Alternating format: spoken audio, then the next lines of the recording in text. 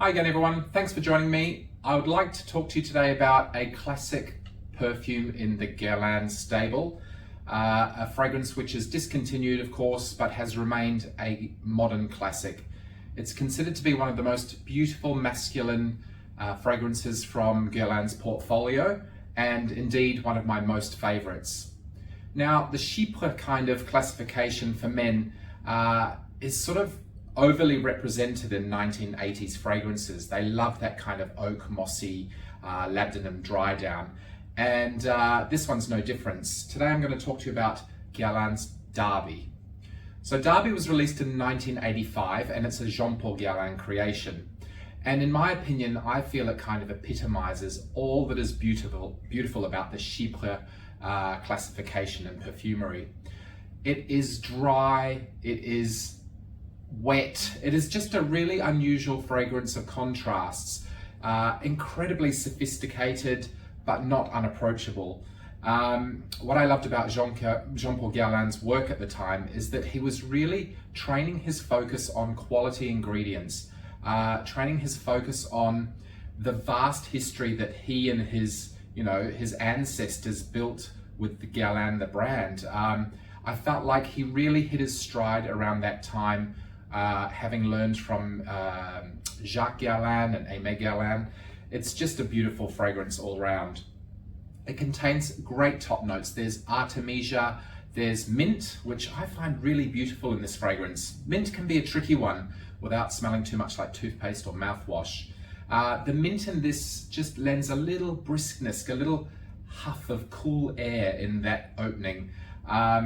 Yeah, glorious. It has jasmine and rose. So, a lot of men might shy away from floral fragrances, but for me, it really gives it life, I don't think men should be afraid of wearing florals, be they marketed to men or to women. If you like a smell, you should just wear it.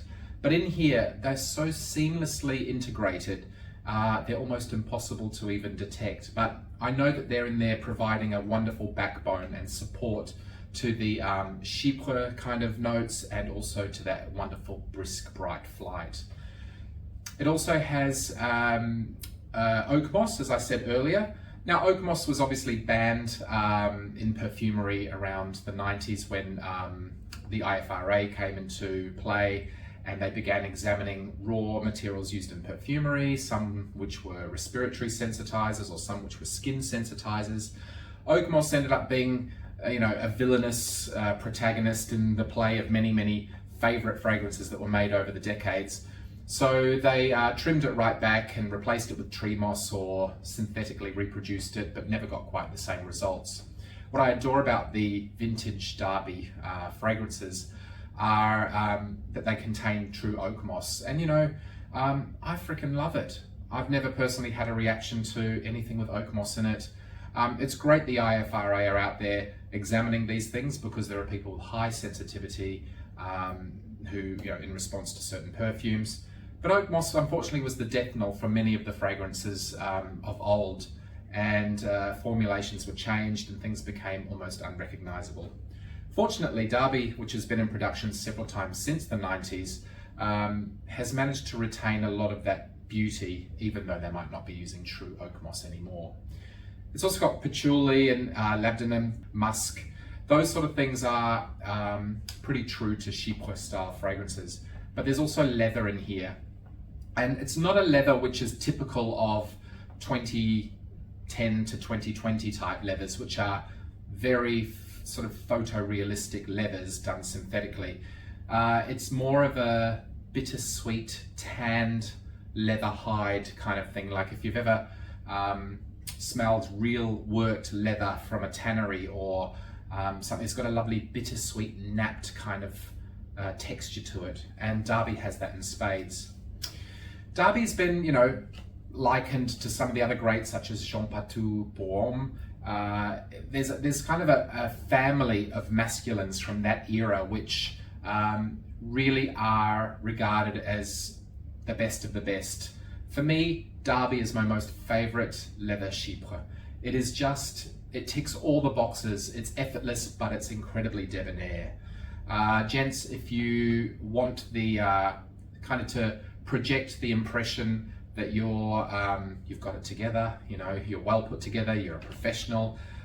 This is one of the best office type scents you could ever get your hands on.